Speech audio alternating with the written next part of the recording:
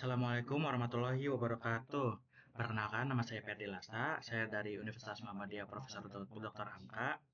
Saya di sini akan menjelaskan hashtag include atau direktif dari C++ include dan juga direktif define untuk pemrograman C++.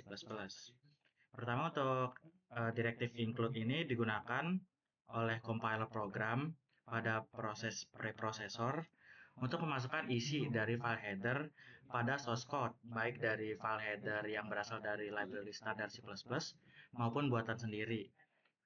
Untuk format sintaksnya itu, ya ini hashtag include kurung sudut file name atau nama uh, file headernya. Yang kurung sudut ini untuk masukkan file header standar. Untuk yang kedua, format sintaksnya itu menggunakan kutip dua, itu dari buatan sendiri atau dari file header lokal. Nah, di sini contoh penggunaan include yang menggunakan library standar C++ ya, yaitu menggunakan IOStream dan library mat.h. Jadi di sini sebelumnya untuk yang C++ yang IOStream dan mat.h ini fungsinya itu ada beberapa, yaitu untuk yang IOStream ada cout atau console out, cin, cr, juga ada clog. Dan fungsi standar yang ada di header mat.h itu ada power atau pangkat dan square root atau akar. Nah, jadi pada program di atas itu hanya menggunakan cout dan pow ya, karena atau power atau pangkat, karena program sederhana aja untuk mensimulasikan aja penggunaannya.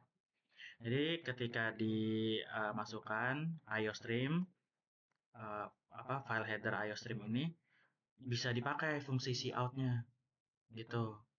Juga untuk mat.h ini bisa menggunakan power atau pangkat dengan format pangkatkan ini variabelnya, kemudian dipangkatin berapa kali, yaitu 2 kalau di sini. Kemudian jika tidak menggunakan mat.h ini, maka ketika dimasukkan pow ini akan error. Kemudian ya di cout di print jari-jari lingkarannya 10 ya, karena di sini range-nya 10, integer range sama dengan 10. Kemudian luas lingkarannya itu pi dikali jari-jari kali jari-jari atau jari pangkat 2. Hasilnya akan keluar 314. Kemudian untuk yang selanjutnya itu menggunakan memasukkan file lokal, file yang dibuat sendiri. Pada contoh ini menggunakan, ini saya buat sendiri nih, file hello.h-nya itu menggunakan include IOStream juga, terus using namespace std.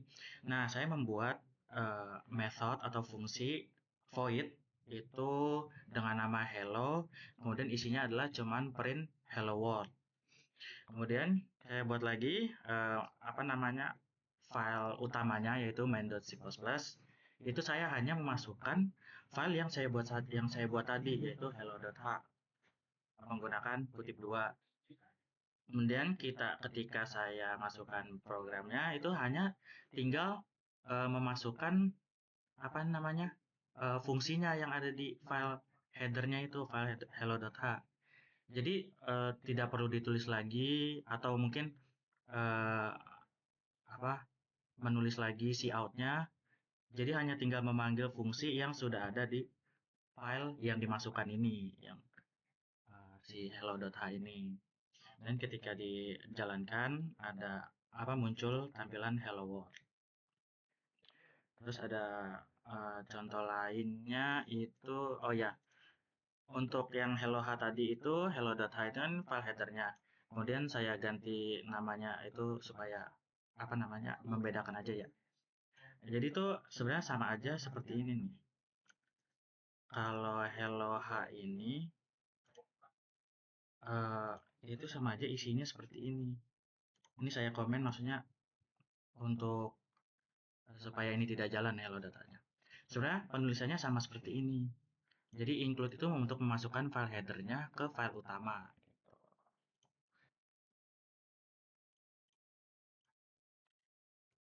Untuk selanjutnya menggunakan apa direktif atau perintah define, alias itu untuk digunakan oleh compiler program pada tahap preprosesor untuk mengganti teks sebelum proses kompilasi dimulai, alias makro.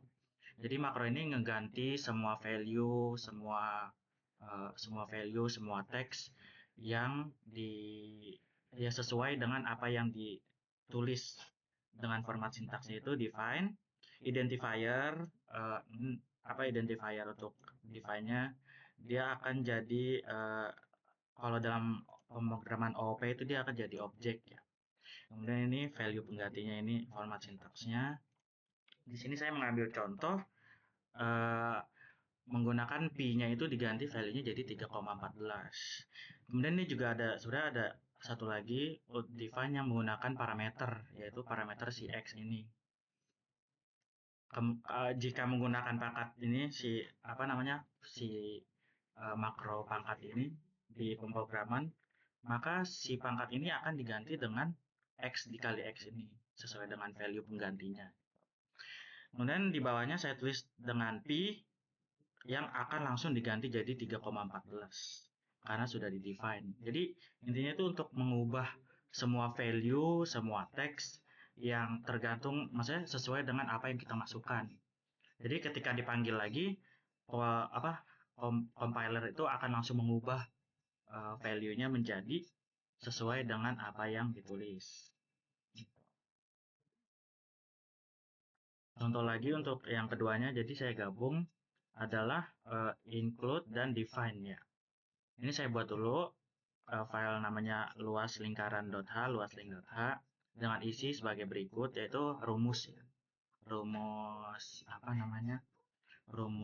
luas lingkaran, yaitu menggunakan file header dari library standar C++, IOStream, dan math.h.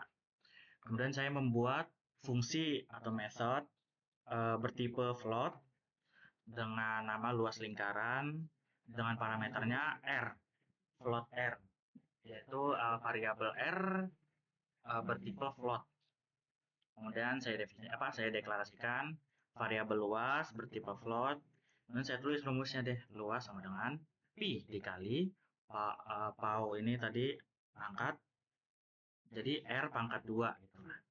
Kemudian saya kembalikan nilai dari perhitungan ini ke fungsinya. Jadi ketika dipanggil, ini saya di file utama itu saya define dulu bahwa pi itu nilainya 3,14. Kemudian saya masukkan file luas link ini ke program utamanya. Terus kemudian saya deklarasikan bahwa ada variabel hasil dan jari bertipe data float. Kemudian seharusnya tidak ada. Dan saya